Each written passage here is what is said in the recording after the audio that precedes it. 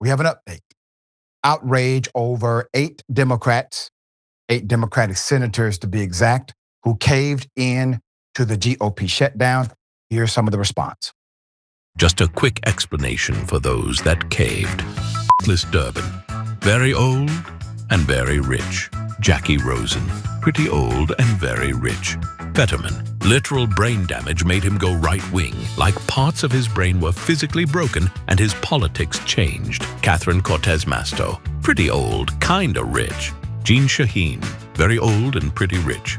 Maggie Hassan, not as old, still pretty rich. Tim Kaine, old, kinda rich, not as much as you'd expect.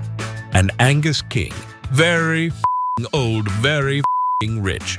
Anyway, kids, maybe that'll give this all some context. Let's hope these old rich wake up before the next vote and realize they did all this, put America through hell, standing up for one thing once in their lives, gave the up and got nothing except some orange Cheeto dust around their lips. Well, they explained themselves. Here's how most of the senators explained their vote. How do you explain, though, to your constituents why it was worth it to put up this fight for so long when in the end you did not get your key demand? Because it wasn't working.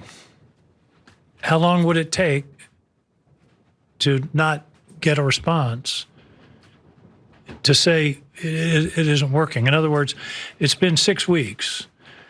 There's been the Republicans made it clear they weren't going to discuss the health care issue, the Affordable Care Act tax credits, until the shutdown was over. Gives us a path forward to possibly do something about the horrendous ACA tax credit cuts that are otherwise coming. It's become clear after 6 weeks of the shutdown that the strategy of shutting down the government and forcing the Republicans to talk about the ACA wasn't working. So standing up to Donald Trump didn't work. It actually gave him more power. I need a moratorium on mischief. My Virginians have been suffering under this administration. The shutdown started on January 20. I need a moratorium on the punishing of the federal workforce. Yeah, but I mean, some people would think that there's a capitulation if you only agree to a standalone vote. Need to understand how the Senate works. We have brought this issue as a major national issue from zero to a major factor, I think, in the last election. And I think we're going to continue to make it an issue. We need to get this economy moving again. That's why what I'm focused on, as well as making sure we get a vote and we do something about the cost of health care for millions of Americans. And I'm sure Senator Thune gives you his word. His word is good. And I'm sure you believe that. I believe his word is good. Okay, well, so there is a senator who called BS on their explanations and decided that, he's going to disagree with their newfound logic, Senator Bernie Sanders. Here it is. To my mind, this was a very, very bad vote. What it does, first of all, is it raises healthcare premiums for over 20 million Americans by doubling, and in some cases tripling or quadrupling. People can't afford that when we're already paying the highest prices in the world for healthcare. Number two, it paves the way for 15 million people to be thrown off of Medicaid and the Affordable Care Act. Studies show that will mean that some 50,000 Americans will die every year unnecessarily. And all of that was done to give $1 trillion in tax breaks to the 1%. As everybody knows, just on Tuesday, we had an election all over this country.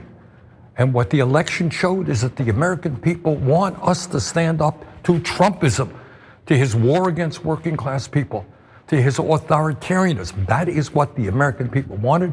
But tonight, that is not what happened.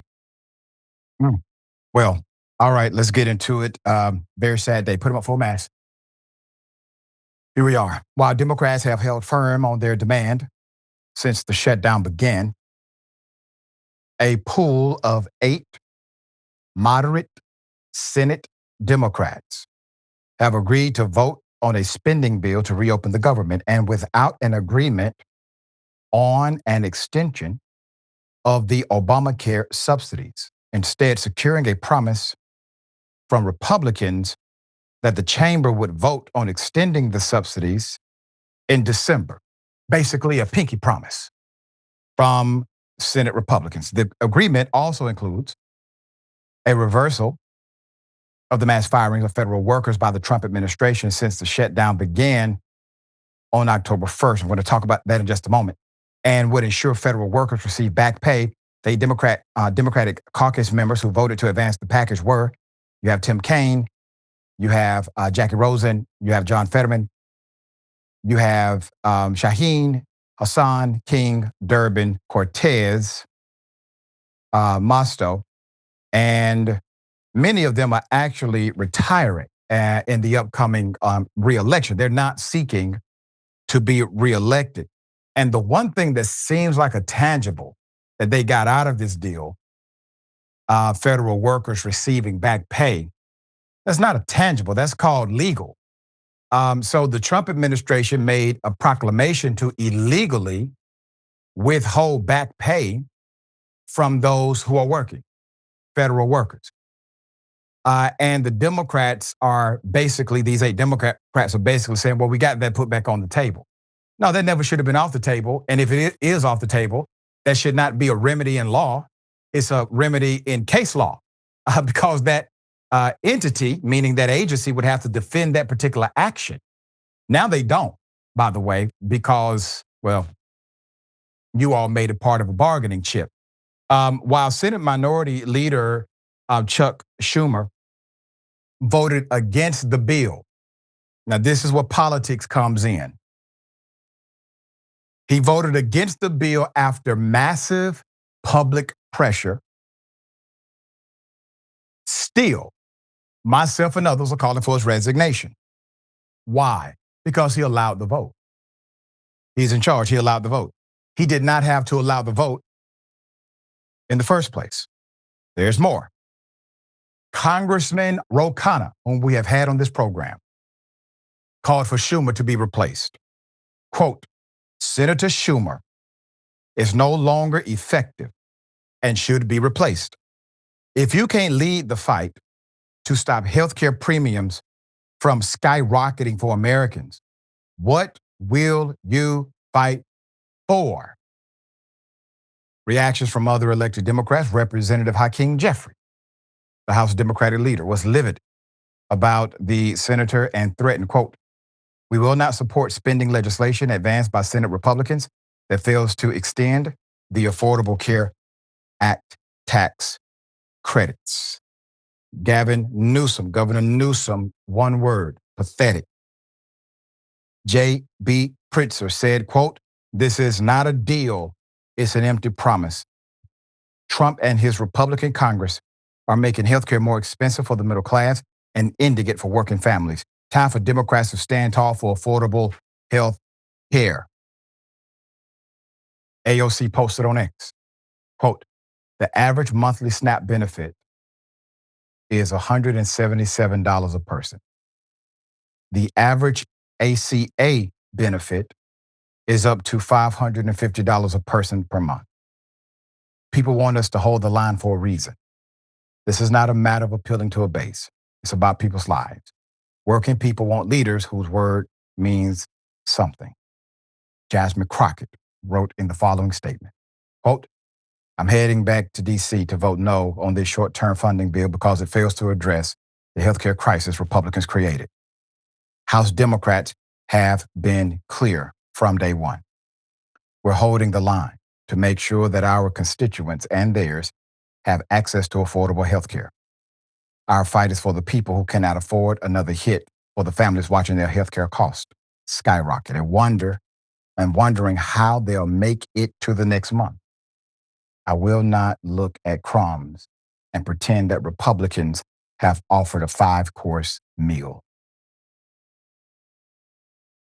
This is more than sad, right?